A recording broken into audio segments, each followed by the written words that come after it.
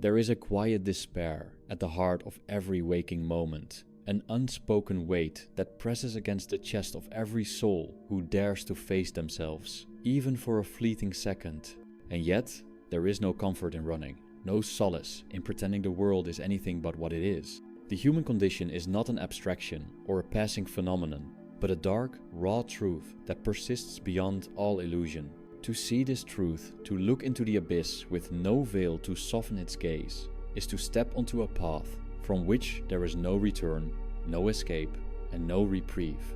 At the very core of existence, there is a simple reality. Desire is endless, and it devours all who serve it. You have been taught to chase, to strive, to labor against the currents of your own being. Yet, in every pursuit, in every attempt to fill the void within, the very thing you chase slips from your grasp. There is no true satisfaction in any object of the will, no lasting peace in the completion of any task, no deep, abiding joy in the gratification of any need. For satisfaction is a mirage, a dream woven from the fibers of illusion. What you seek has already slipped into oblivion the moment you reach for it. This is the paradox that hangs like a weight on every human heart. That the very force driving your actions, the ceaseless striving, the yearning, the hunger for meaning is itself the source of your suffering. You labor under the illusion that something, someday, might fill you, that a person, a success, a possession might quench the fire that rages within. But all that you gather, all that you win, slips away from you just as quickly, leaving you hollow once more. The pursuit of satisfaction, the endless chase of fulfillment, is an act of surrender, a surrender to the false belief that desire can be quenched, that will can lead to peace. And yet, with each victory, you are further from the truth. Every new desire born, every success, every fleeting joy pulls you deeper into the cycle, into the trap of your own will. There is no escape from this, no solace in the distractions of the world, no reprieve in the promises of fleeting pleasures. The illusion is too strong, too deeply ingrained within the very structure of your existence. You have been conditioned to seek, to want, to believe that you must. But in truth, the search itself is the sickness, and every object of your search only a fleeting symptom of something far deeper, more insidious. The desire to be fulfilled is itself the wound that bleeds forever, no matter what balm you place upon it. What is the meaning of this endless striving, this ceaseless effort to achieve? Is there some purpose to all of this? Some reason why we are driven to burn in the fires of our own desires? Or are we simply subjects to an inexorable will, a force that shapes us from within, pushing us ever forward without regard for our peace, our truth, or our freedom? In truth, there is no grand design to human suffering. There is no cosmic purpose behind the misery that pervades every corner of your life. The will to live, to survive, to achieve these are not noble forces propelling you towards some divine end. They are blind, purposeless drives, like a wave crashing against the shore with no thought for the shape of the rock beneath it. They are forces of nature, indifferent to the particularities of your existence, and yet they shape every aspect of your life. Every thought, every feeling. You are not the master of your will, you are its servant, bound by chains you cannot see, prisoners in a prison that does not need to be locked. And still, you chase, you grasp at shadows, hoping that one will be more substantial than the others. You hope that the next achievement, the next relationship, the next possession will somehow be the one that brings you peace. But you know, deep down, that peace is an illusion. It is a promise never kept. A promise whispered only to be broken. Peace is not something you can possess. It is not something you can earn. It is not something to be chased. And yet the chase goes on. The need remains. The striving never stops. There is a strange, agonizing beauty in this, for it is the very nature of human existence. We are bound to this ceaseless movement, not by choice, but by a force beyond our comprehension. It is not a mistake, not a failing of your character. It is the essence of being human. We are creatures of endless longing, of never-ending striving, trapped within the labyrinth of our own desires. We are born into this prison and die within it, each moment of our lives a step closer to the realization that what we seek is never to be found. There is a strange comfort in this realization, a quiet release that comes when the mind accepts the futility of its pursuit. To see the world as it truly is, not as you want it to be, but as it is to free yourself from the endless cycle of want. It is to step outside the dance of illusion and simply rest in the stillness of truth. To let go of the need to fill the emptiness. To let go of the hope that any achievement or acquisition can bring you peace is to come face to face with what you have always been, a creature of pure will, driven by forces you cannot see, bound by laws you cannot break. And yet, in this surrender, there is a strange release, not from suffering, for suffering is the very essence of existence, but from the desire to escape it. In this stillness, there is no victory, no triumph. There is no satisfaction or fulfillment to be found, but there is something else. There is the recognition of what is the quiet clarity that comes with seeing the world without the fog of illusion, without the veils of desire clouding your perception. And in this clarity, there is a strange comfort, not a comfort that comes from peace or joy, but a comfort that arises from simply knowing the truth that your suffering is not an aberration, but the very condition of being, that your desires are not mistakes, but expressions of the will to live, to survive, to be, and that this will, this ceaseless, unstoppable force, will carry you through this world, through your life and through your death, with no regard for your desires or your suffering. It will simply carry you, and in the end, when you let go of all that you have sought, when you cease the chase, there is only the quiet, dark embrace of nothingness. And that, too, is part of the truth. There is nothing more, nothing to hold, no goal to reach. There is only the endless, indifferent march of the will, and in that, there is a certain kind of peace. Not the peace of a satisfied heart, but the peace of surrendering to what is a peace that comes when you finally stop running, when you finally stop wanting. It is not a peace that fills the void, but a peace that recognizes the void as it is, empty, eternal, and without end. In this final moment, there is no victory, no resolution, only the quiet, unspoken truth that the search was always futile, that the suffering was always there, and that this is the way of things, not to be fixed, not to be overcome, but to be accepted, to be seen, and in seeing, to dissolve. The will, the desire, the endless striving, all of it fades into the stillness. And in the stillness, there is no need for anything at all. There is only what is. It is not in the evasion of suffering that we find the truth, but in the intimate, unflinching embrace of it. You wish to escape, to flee the weight of existence, to quiet the endless mutterings of the mind that perpetually chant of pain and longing. But the very wish to escape suffering is but another illusion, another strand of the web that holds you captive. For in seeking to avoid pain, you are merely prolonging the agony. The mind, ever restless, will not be satisfied until it confronts the root of its sorrow. And this sorrow, though it may be momentarily softened by the distractions you seek, remains as close to you as your own breath. There is no transcendence in denial, no escape in resistance. The refusal to acknowledge suffering does not render it less real. It only distances you from its truth. To live in constant avoidance is to be like a traveler forever running from a storm, never reaching shelter, always wet, always exhausted, never facing the inevitable. No, the path toward peace does not lie in evasion. It lies, instead, in the acceptance of the storm's inevitability, in the willingness to face the tempest without illusion, without hope of escape. For there is no other path that leads to the stillness you seek.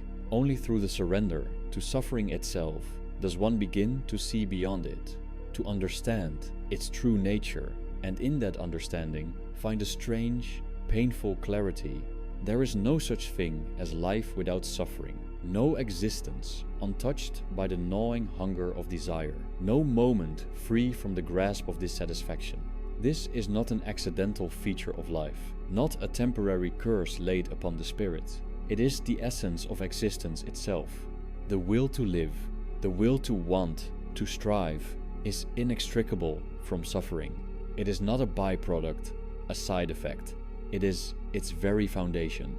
You cannot exist without desiring, and to desire is to suffer, for desire is always unfulfilled. In wanting, you acknowledge the absence of what you long for. In every desire is an inherent contradiction, the recognition that what you seek is always distant, always elusive, always just out of reach.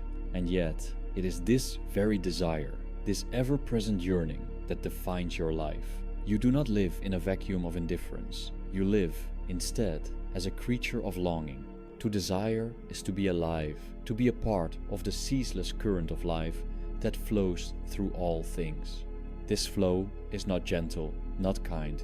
It is a torrent, a current that drags you along whether you resist or not. In your most earnest attempts to avoid the sharp edges of life, you are still swept along in the tide. Every action, every thought, every breath you take is an echo of the will to live, an expression of the force that drives you toward what you cannot hold. And yet, you continue to believe in the illusion that there is something more, something better that you can reach.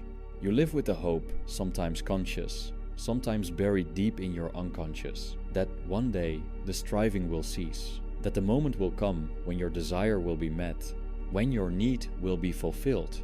Perhaps you do not believe in it fully, not in any rational way, but there is always the flicker of this hope, always a faint light in the corner of the soul that whispers, "Not yet." It is this very hope that fuels the ceaseless motion of your existence, this promise that someday, somehow, satisfaction will arise, though you know deep down with every failure that it will not. This is the cruelest deception, the idea that fulfillment is possible. It is a trap set by the very nature of the will, for fulfillment, true and lasting, is beyond the reach of the human condition.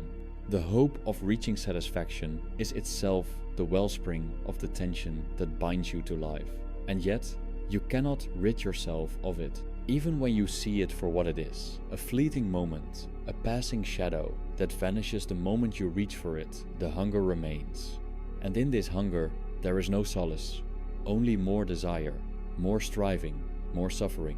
What then does it mean to live? To exist in this world with its endless cycles of longing, striving, and disappointment? It means simply to be a part of this eternal flux, to experience the ebb and flow of desire, of frustration, of fleeting moments of relief that never last. And yet, in the face of this, there is a strange beauty, not the beauty of fulfillment, but the beauty that arises from the knowledge of the truth. In seeing the world for what it is, you are free. Not free from suffering that would be a lie, but free from the delusion that it can ever be otherwise. It is not the end of suffering that brings peace, but the understanding of its inevitability. To cease struggling against it, to no longer wish for it to be different, is the only way to find stillness in a world that never stops moving. For in this understanding, you see that suffering is not an enemy to be defeated, but a companion on the journey, a companion who walks with you through the valleys and over the mountains, a companion whose presence you cannot escape, and whose absence would mean the end of your very life. This is the essence of detachment, not the cold withdrawal from life, but the quiet acceptance of it, in all its rawness and pain. Detachment does not mean disengagement, nor does it signify a rejection of the world. It means seeing the world as it is, with all its impermanence, its contradictions, its endless suffering. It means recognizing that nothing is permanent, that every pleasure fades, that every joy is but a temporary reprieve from the gnawing hunger of desire. And yet, in this recognition, there is no despair. There is only a profound stillness, a quiet that comes when you finally stop fighting, when you stop seeking to change what cannot be changed. To be detached is not to cease caring, not to become indifferent. It is to care, but without the illusion that anything you care for will endure, without the delusion that any object of your affection will bring lasting peace. It is to love the world for what it is: fleeting, painful, imperfect, and yet to love it without hope of possession, without the desire to hold on to it. To detach is to release the need to grasp, to let go of the will that binds you to the endless cycle of want. And in this release, there is a strange peace, not because the world has changed, but because your relationship to it has shifted. You no longer seek to possess it. You no longer need to make it conform to your will. You simply accept it as it is, in all its transience and sorrow.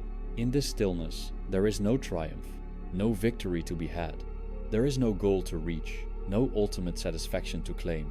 There is only the understanding that what you seek will never be found, that peace is not a possession but a release. The release from the need to possess, from the endless wanting that defines the human condition.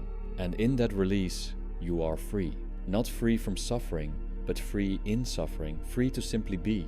The desire for release, the longing for peace, clings to you like a shadow that never leaves your side. It is there in every waking moment, waiting patiently for you to acknowledge it, for you to believe that some action, some change in circumstance, some victory over fate will bring you what you seek. But the more you strive for it, the more it slips from your grasp. This constant friction, the tension between wanting and knowing that what you seek cannot be attained, is the true suffering of existence. And yet, it is within this very tension, within this constant battle of the will, that you are most truly alive. How strange it is to be caught in this paradox, to be a creature of pure longing, yet eternally unsatisfied. The very will that drives you forward is the force that perpetuates your agony. And you are left in this space, this yawning void between hope and despair, constantly reaching for something just beyond your reach, yet always falling short. This, too, is a part of the human condition, a condition that cannot be avoided, that cannot be escaped, no matter how much you wish it otherwise. But what if the very structure of this struggle, the very form of your striving, is not a punishment, but a reflection of something deeper, something truer than you have yet realized? What if the tension between desire and dissatisfaction is not the mark of your failure, but the mark of your humanity? To desire, to reach, to strive, these are not flaws or defects. They are the very essence of what it means to be a living being in this world. It is the force that propels you forward, that keeps you moving, even as you falter. And yet, paradoxically, it is in this very movement that you find your suffering, your emptiness. The truth, as ever, lies not in the end of the journey, but in the journey itself. Not in the resolution, but in the act of struggling against the inevitable. To experience life is to experience this tension, to be caught between the pool of desire and the weight of reality, forever trying to transcend it, yet forever bound by it. In this, there is a strange, fragile beauty, not in the fulfillment of desire, not in the end of suffering, but in the honest acknowledgement of it. In facing it without flinching, without attempting to mask it with distractions or false hopes, you begin to see the shape of the world more clearly, as it truly is. But you will not be comforted by this truth, not immediately. The truth offers no easy escape, no balm for your wounds. The truth is not a shield, but a mirror that reflects the world as it is, not as you wish it to be. And in this reflection, there is no perfection, no harmony, no utopian promise of a life without struggle. There is only the stark reality of existence, with all its contradictions, its pain, its fleeting moments of joy, and its eternal emptiness. And yet, even in the recognition of this, there is a kind of freedom. It is the freedom that comes from surrendering to what is. Not the freedom of escape, not the freedom of achieving your desires, but the freedom of accepting that desire itself is a prison. In this acceptance, you are freed from the need to constantly seek, to constantly grasp, to constantly chase after something that will never satisfy. You are freed from the tyranny of your own will. This is not a triumphant release. It is not a moment of victory or exaltation. It is not a moment where the world opens up before you in perfect clarity and you are filled with the bliss of enlightenment and number. It is, instead, a quiet, almost imperceptible release. A letting go of the desperate need to change, to improve, to transcend.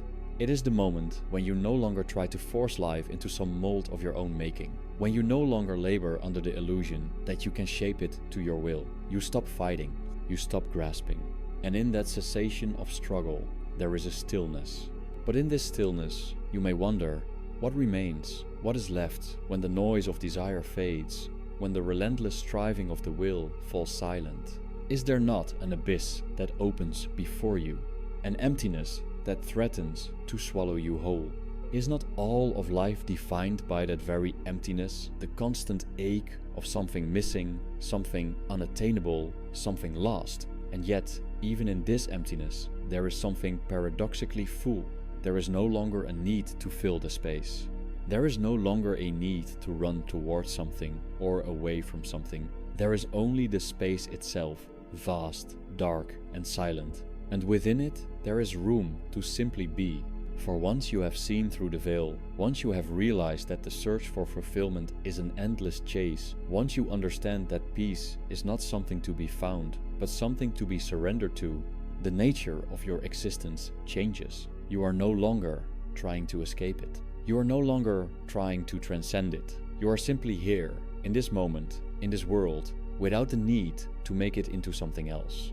And this, too, is a kind of freedom. But do not mistake this for an answer to your suffering. The world remains as it always has been, a place of striving, of emptiness, of fleeting joy and endless desire. Your suffering will not cease. The struggle will not end. And yet, in seeing this for what it is, in seeing that there is no escape from the tension, no escape from the will that shapes your life, you are freed from the desperate need to transcend it. In this realization, the search itself loses its grip on you. This is not a victory. It is not a resolution. It is, instead, a quiet acceptance. Not of peace, but of what is of the fundamental condition of being human, of the endless longing, the ceaseless striving, and the endless cycle of suffering that defines your existence. And in this acceptance, you are free, not because you have overcome the world, but because you have ceased to fight against it. You will continue to desire. You will continue to suffer. The will continue to shape your thoughts, your actions, your every breath. But now, it is no longer something to fear, no longer something to overcome. It is simply the way of things. And in this simple recognition, there is a stillness, a peace that comes not from escape, but from surrender, the quiet surrender, to the reality of your existence. The path you walk does not lead toward fulfillment, for there is no such thing.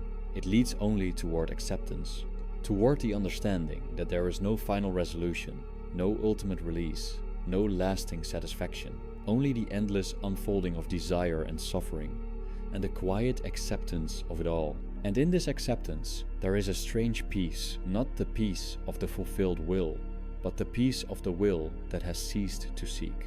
In this moment of stillness, there is a terrible clarity. The world unfolds before you, not as a place of promise or potential, but as it truly is, a fleeting series of moments, each one passing into the next, leaving only the shadow of its existence behind. You have sought to grasp, to hold, to possess, but all that you have ever touched slips through your fingers like water. Nothing remains. And yet, you continue to seek, to stretch out toward what you cannot keep, hoping that perhaps this time, this thing, will offer you the peace you crave. But there is no peace in the world of the will. There is no end to the tension between desire and fulfillment, between hunger and satisfaction. You reach, you acquire, and yet the satisfaction is momentary, always vanishing, always receding into the past. And in the absence of this fleeting relief, the hunger returns, stronger than before. You are caught in an endless cycle, a loop from which there is no escape, no moment of final release. It is the nature of existence itself, a ceaseless craving, an unquenchable thirst that no object can satisfy, no accomplishment can fulfill. This is the core of suffering, not the pain of loss, not the sting of disappointment, but the very nature of the will itself, the desire that shapes every thought, every action, every breath is the source of your pain. And yet, it is also the very force that drives you to live, that compels you to move forward, to struggle, to strive. Without this will, you would cease to be. But to live with the will is to live in constant conflict, forever caught between the desire to reach something, to hold it, and the inevitable reality that what you seek will always be just out of reach. It is in this constant tension that your life unfolds. You cannot escape the cycle, for to desire is to suffer. To live is to experience this tension, this eternal gap between what is and what could be, between the real and the ideal. You can fight it, you can deny it, but it will remain. It will shape you, mold you, and carry you along, whether you wish to go or not. And yet, there is something strangely beautiful in this. Not in the struggle itself, not in the relentless pursuit of an unattainable goal, but in the quiet acceptance of it. To see the will for what it is, not as an enemy to be defeated, but as a force that is simply a part of you, is to begin to understand the nature of existence. For in this understanding, there is no longer a need to fight. There is no longer a need to conquer or escape the will. There is only the quiet recognition that it is the very essence of your being. And in this recognition, there is a release. Not the release of peace or fulfillment, but the release of resistance. You stop struggling against the current. You stop trying to swim upstream. And in this surrender, there is a stillness, a calm that arises not from the cessation of desire, but from the acceptance of it. It is a strange, uncomfortable stillness, one that does not bring the joy of accomplishment, nor the relief of peace, but a quiet, heavy acceptance of what is. The world remains as it has always been, a place of ceaseless striving, of unfulfilled desire, of fleeting moments of joy and endless stretches of pain. But in this acceptance, you are no longer at war with it. You no longer seek to escape it, to change it, to make it conform to your will. You simply acknowledge it as it is, in all its imperfection, in all its contradiction, and in this acknowledgement there is a strange, almost painful comfort. You are no longer a prisoner of your desires, not because they have been conquered, but because you no longer see them as something to escape.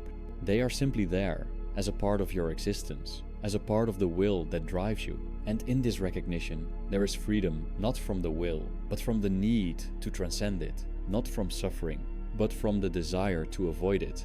For to live is to suffer, to desire is to suffer, and to accept this is to find a strange form of peace. Not the peace of fulfillment, not the peace of satisfaction, but the peace that arises when you cease to seek anything other than what is. The peace that comes when you stop chasing after illusions, when you stop trying to fill the endless void within you with fleeting things. And in this peace, there is no triumph.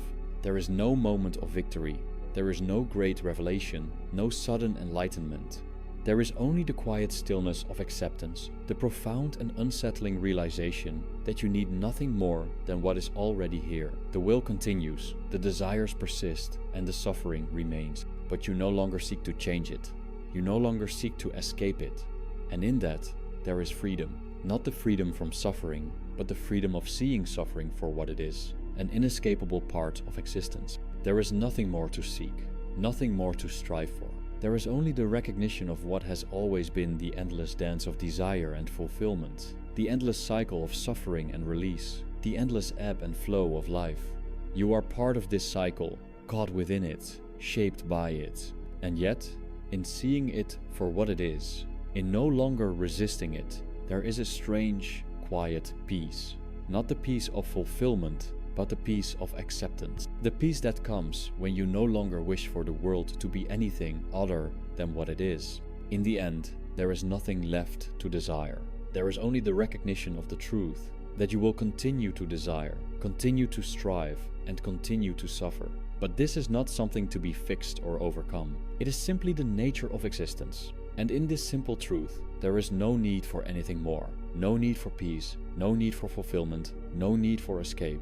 There is only the stillness of what is. And so, there is nothing more to say. No truth left to uncover.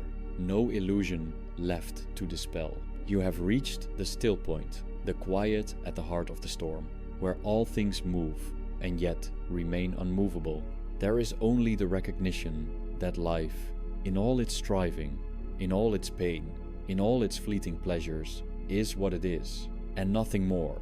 The will that drives you, the desire that shapes you, the suffering that accompanies your every breath, these are not obstacles, nor are they burdens to be cast aside.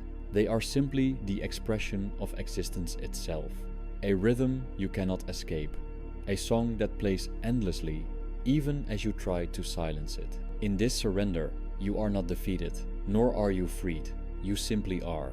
You exist without hope, without the need for anything to change. No victory will come. No release will follow. The cycle will continue, ever unchanged. And in this, there is a quiet peace. Not the peace of fulfillment, but the peace of understanding. A peace that comes not from the cessation of desire, but from the acceptance that desire is your very nature, and that it need not be feared. You have seen it now, the truth of things. The world will never be anything other than what it is, and neither will you. There is no transcendence to be gained, no final freedom to be found. There is only this, the endless movement of the will, the eternal dance of suffering and release. And within this dance, there is no escape, no conclusion, no end, only the slow, endless turning. And in this turning, you are free not from the world, but from the desire to change it. And so, you rest, not in peace, but in the quiet acknowledgement of the world's indifference, not in fulfillment, but in the absence of the need to be fulfilled. The will moves, the body moves, but in the stillness of this moment, you are no longer swept along. You simply are, and in this being, there is no need for more.